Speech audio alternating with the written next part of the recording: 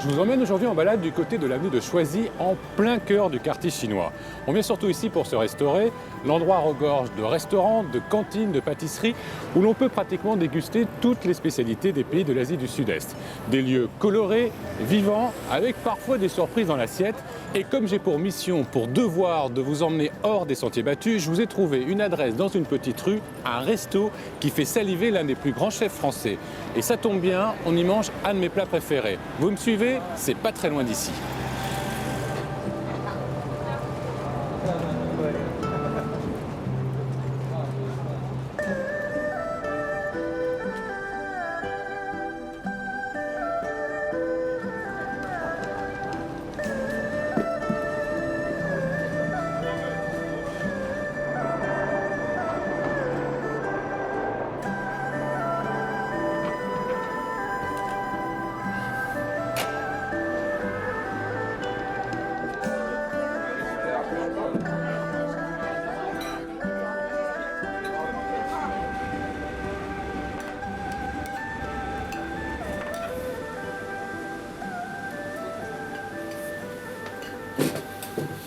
Ah ben il est là le chef. Alors, ça va? Ça va? J'ai mis mon tablier, je peux rentrer? Oui, venez, venez, venez. Venez. Vous avez Et une je belle vous apprends veste, comment vous. faire un boboon. Je suis en train de faire un boboon. Oui. Maintenant, c'est à la mode. Comme ça, tout le monde sait faire. C'est du bœuf et des oignons. Vous voyez? Et on met un peu de sauce de poisson. Sauce de poisson. Sauce de poisson, voilà. Voilà. Alors c'est une spécialité de quel pays le boboon? C'est du Vietnam. Soit le nord, soit le sud.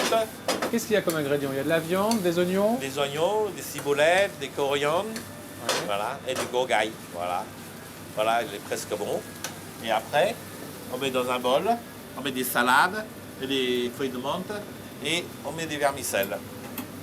Alors ça c'est une spécialité vietnamienne. Ça veut dire quoi boboon exactement? Bon, ça veut dire bœuf.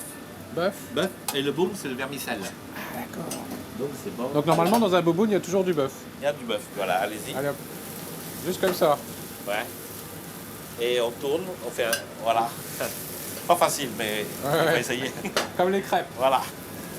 Ouais. C'est pas facile. Non, mais... c'est pas facile, par rapport de main. Rien. Bravo. Ouais. Ah, on voit l'habitué Voilà, là, on c'est voit ça. le geste du chef. J'ai eu beaucoup de gens qui défilent chez moi. Ouais. Ça fait plaisir. Ouais. Comme c'est un petit restaurant qui est perdu dans le 13e, on voit, à l'extérieur, on ne voit même pas que c'est un restaurant. Ouais. Mais je ne sais pas pourquoi, il y a plein de gens qui sont venus chez nous. On a très bien noté aussi sur Gomio, sur le Petit Lebeil, on a Routard, on a Paris pas cher. Parce que j'ai essayé de faire populaire à 10 € bien manger. Donc tous mes soupes et mes bobounes, c'est à 9,50 €. Comme Ça, ça, c'est tout le monde important. mange. Très important. On mange à pas cher et très bon. Voilà. Alors il y a des grands chefs qui sont passés chez vous. Oui, Un grand chef. On a Alain Ducasse, oui. Il est client. Ouais. Et vous saviez qui c'était? Non, non plus. Je suis toujours dans la cuisine. Je vois Ouais. personne. Je vois que mes bœufs et mes poulets. Alors, on a pas mal de grands chefs qui viennent chez nous aussi. Mais surtout, on a beaucoup de stars de Hong Kong qui viennent. Des stars de Hong Kong. Ouais. On a Julien Clerc aussi qui vient chez nous aussi. Eh ben.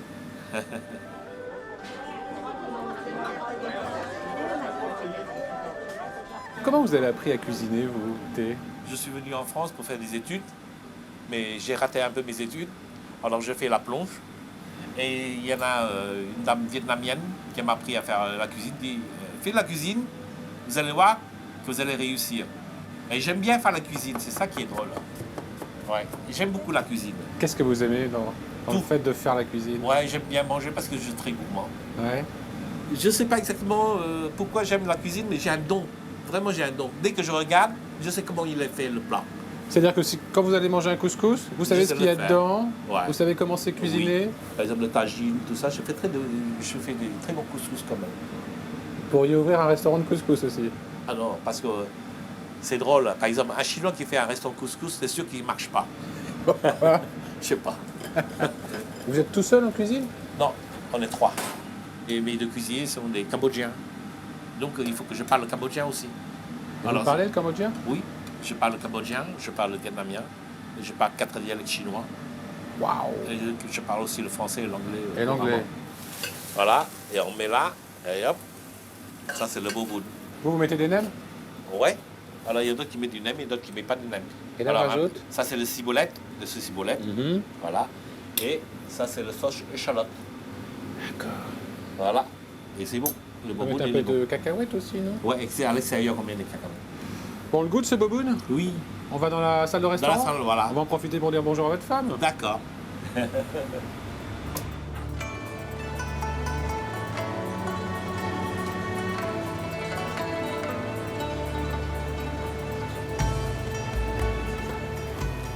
Alors Aline, votre mari il est en cuisine et vous, vous êtes en salle. Oui. Vous êtes rencontrés comment tous les deux? Oh, il y en a 32 ans de ça. 32 ans. Voilà, c'est l'ami de ma sœur. On s'est rencontrés et puis j'aime faire la cuisine. Elle aussi, elle aime faire la cuisine. Donc on s'entend bien. D'accord. On dit quand une couple s'unit, il faut parler la même langue et manger la même nourriture. Sinon, ça ne marche pas. Et vous parlez la même langue? Oui. On parle le teochew du Cambodge. Ouais. C'est quoi ça? C'est le piment très pimenté.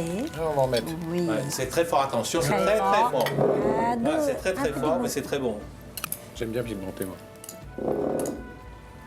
Dans ce cas-là, il faut mettre encore un peu plus. Voilà. Tout va venir, ouais. Ouais. Mais ça rend l'appétit. C'est bon. C'est bon. C'est bon. C'est bon? Oui. Et vous connaissez la pâtisserie d'à côté là? Miu Miu, oui. Ouais. Ouais. C'est un de mes amis que je connais depuis 40 ans. C'est bon? Très bon. Vous me conseillez d'y aller? Oui.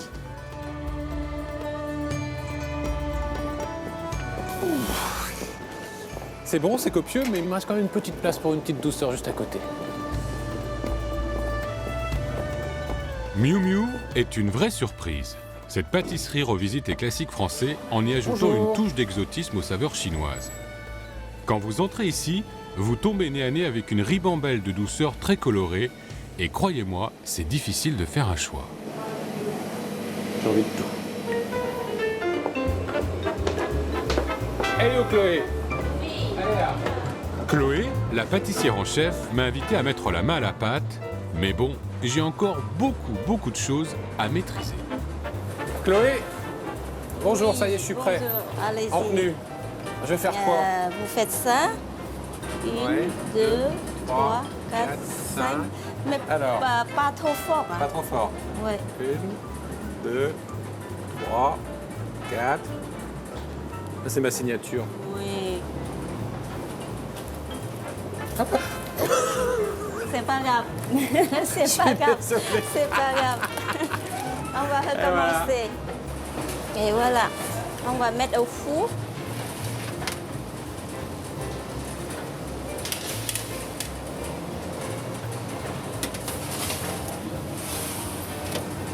Ça, on va mettre à peu près 20 minutes pour la cuisson.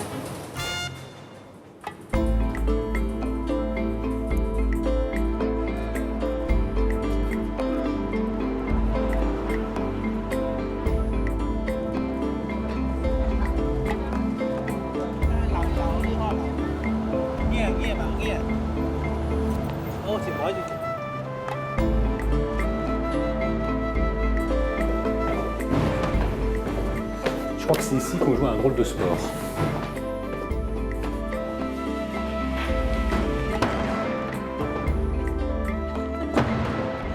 Salut Sophie! Bonjour Yvan, bienvenue. Merci. C'est quoi ce truc? Ce Ce truc, truc de dingue. C'est un ballon obèse. non.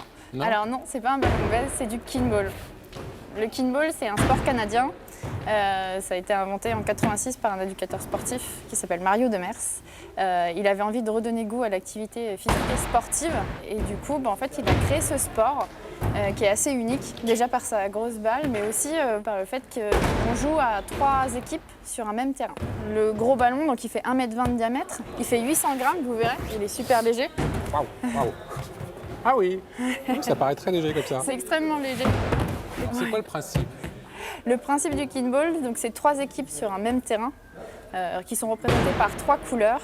Et en fait, il faut appeler une couleur. La couleur qui est appelée doit la récupérer avant qu'elle tombe par terre. Bleu. C'est un jeu de stratégie?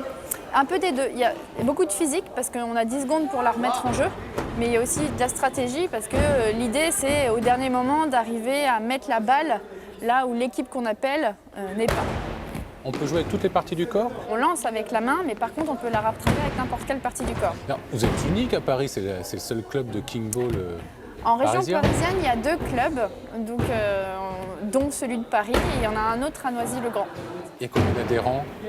Aujourd'hui, on est un peu moins de 500 licenciés en France. Ouais. Et à Paris? Et à Paris, nous, on est une 50aine de licenciés. Déjà, comment on prend la balle? Comment on la soulève, cette balle? Comment on la soulève? Ouais. Alors, moi, il y a 2 façons. La première, c'est de passer le pied en dessous Ouais. et de la repousser. Hop. Voilà. J'adore. Et la deuxième, qui est un petit peu plus familière, mais moi que j'aime bien aussi, D'accord. c'est le basketball. Basketball géant. Voilà. D'accord. Je vais faire un essai. Donc sur le pied, comme ça? Ouais. Sous les filets. Non. Mais généralement, on après, il faut la prend par le tenir. dessus. Ouais. On peut utiliser la tête alors? Ouais. Voilà. Comme ça? On peut utiliser la tête, ouais. Je tiens le monde. Ça fait un peu dictateur, le film de Charlie Chaplin, non? Non, et pourtant, c'est toutes nos valeurs inverses. C'est toutes les valeurs inverses? Ouais. C'est vrai? C'est quoi les valeurs de ce sport? Le fair play, la coopération, l'esprit d'équipe, c'est vraiment des valeurs essentielles au kinball. En fait, vous allez voir dans un jeu, tout le monde doit toucher le ballon avant qu'il ne soit lancé. En fait, donc il n'y a pas de laisser pour compte. J'aimerais bien apprendre à jouer, moi. C'est possible ou pas? C'est vrai? Quelques rudiments de Kingball. D'accord, et je vais appeler François, il va s'occuper de vous. C'est qui François? C'est le François, c'est le coach de Paris. coach de Paris. D'accord. Je vais l'appeler.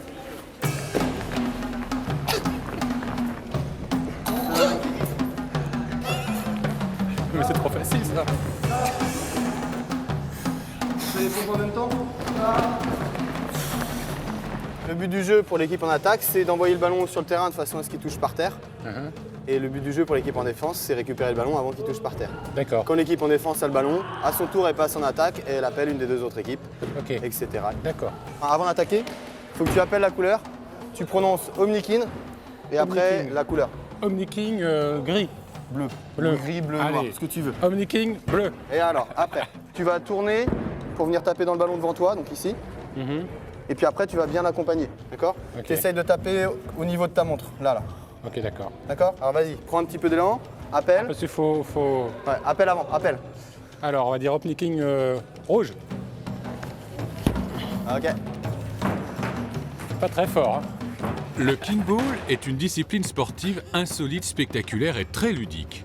Si vous voulez la découvrir et gonfler le petit nombre de licenciés en France, rendez-vous au gymnase de Choisy, vous serez les bienvenus.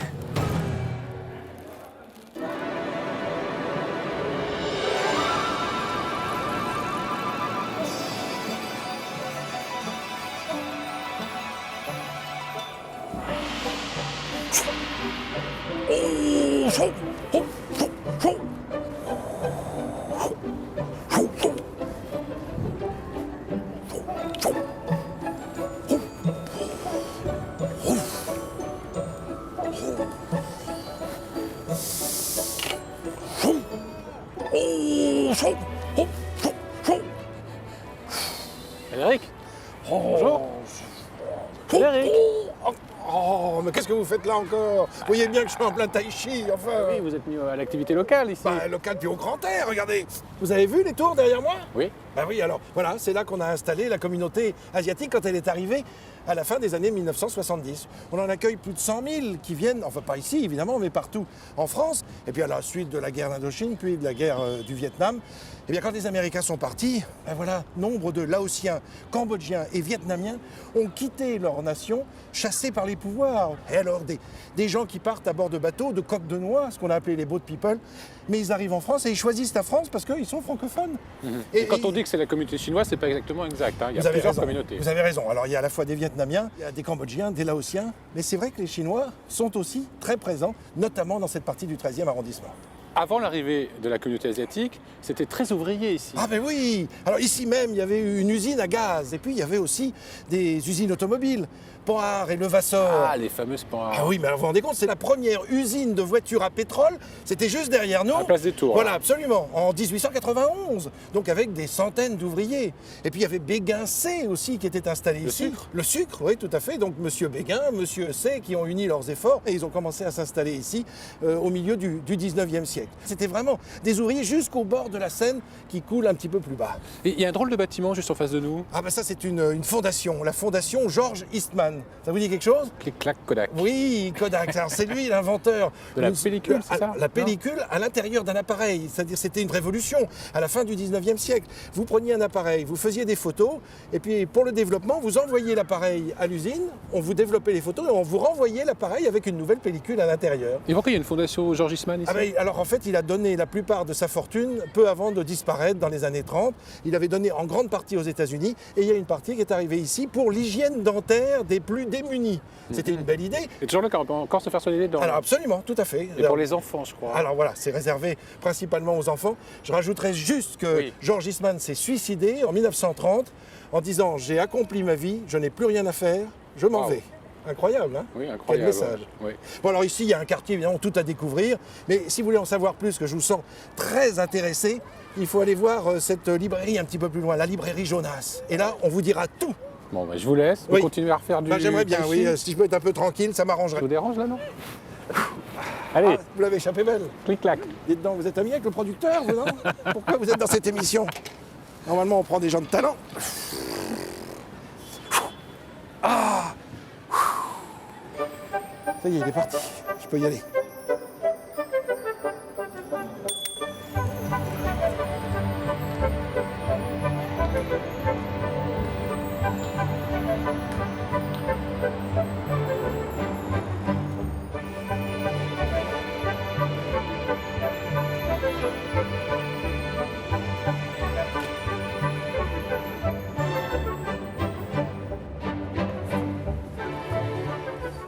Bonjour. Bonjour. Je cherche des infos sur l'histoire du quartier. Est-ce que vous avez un rayon sur le 13e? On a un rayon sur Paris. Sur l'histoire du quartier, il y a de moins en moins d'ouvrages disponibles. Donc c'est vous maintenant, la mémoire du quartier? Oui, enfin j'ai hérité d'une mémoire et puis maintenant moi je suis plutôt la mémoire des 20 dernières années puisque ça fait un peu plus de 20 ans que je suis là. Et C'est une librairie historique du quartier. c'est ici. une librairie historique. Il arrive encore qu'il y ait des clients qui ont déserté le quartier et qui rentrant ici, se disent « Ah, quel bonheur que cette librairie existe encore !» Donc, voilà, c'est... Ça vous fait plaisir à ça me entendre. fait plaisir parce que tout autour, tout a changé, quoi. Qui est à l'origine de cette maison alors? Alors là, à l'origine, c'est Sabine Landré qui, en 1957, est venue avec armes et bagages pour ouvrir cette librairie. C'est la dame qui travaille derrière là, Exactement. qui est là tous les jours? Non, elle vient de temps en temps et elle me donne un coup de main le lundi. Bonjour Sabine. Bonjour.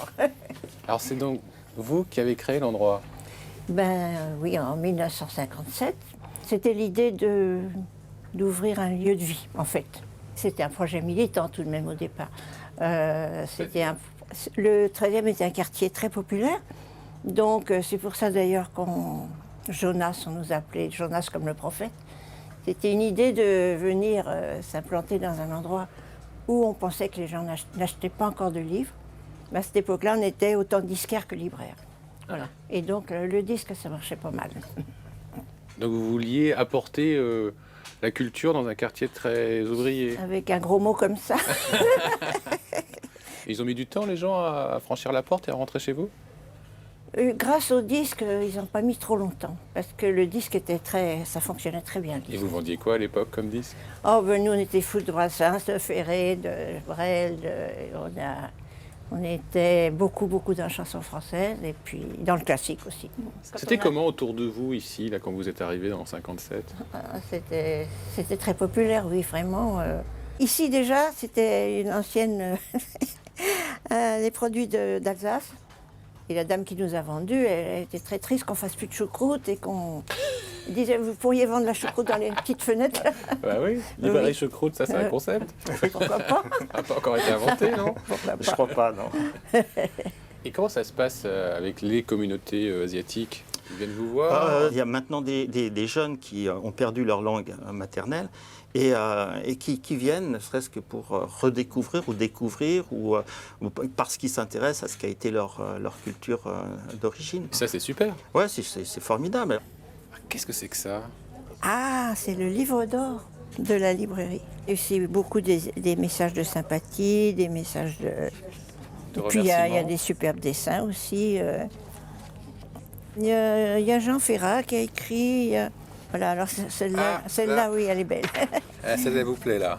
Ah ouais, C'est qui ça? C'est Cabu, Cabu, oui, le grand Duduche. le grand Duduche. Enfin, le grand Duduche emballe la fille du proviseur. Merci Jonas Cabu. Oui.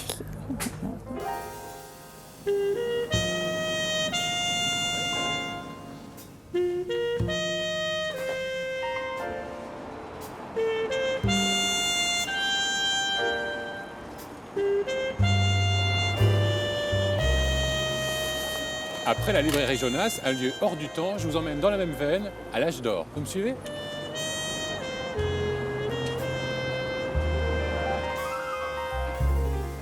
Bonjour Joe.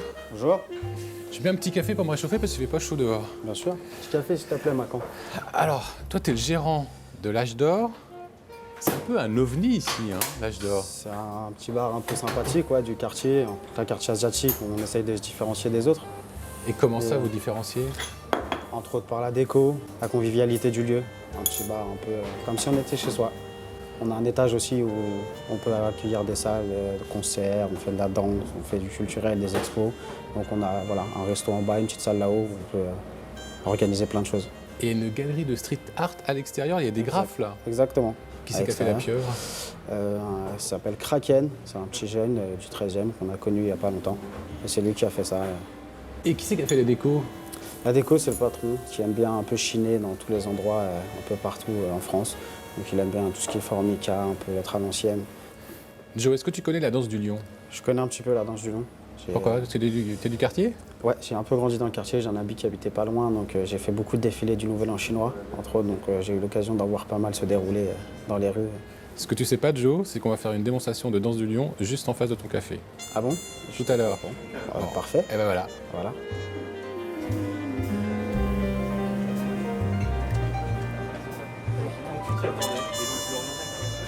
Ah, François. Bonjour Yvan, Bonjour. tu vas bien?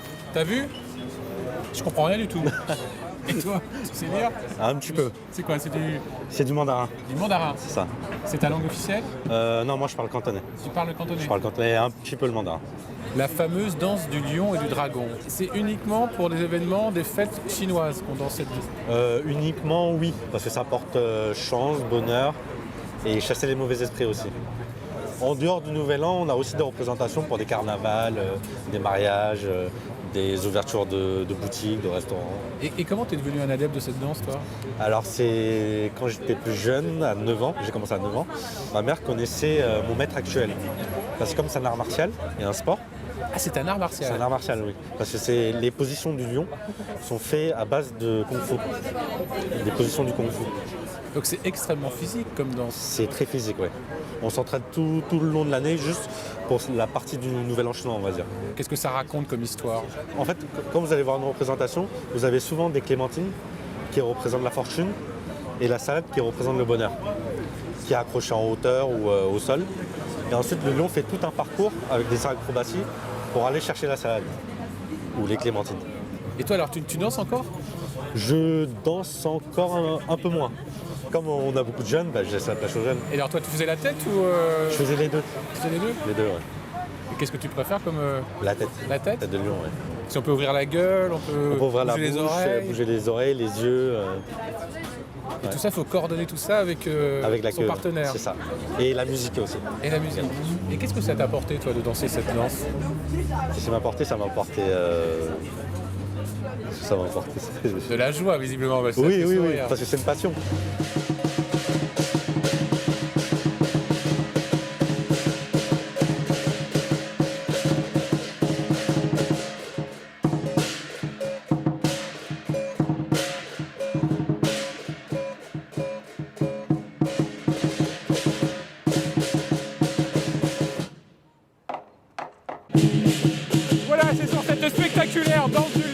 termine cette balade du côté de l'avenue de Choisy.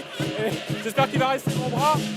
Je vous invite à revoir cette émission sur france3.fr. À la semaine prochaine pour un nouveau numéro de Paname. Bougez!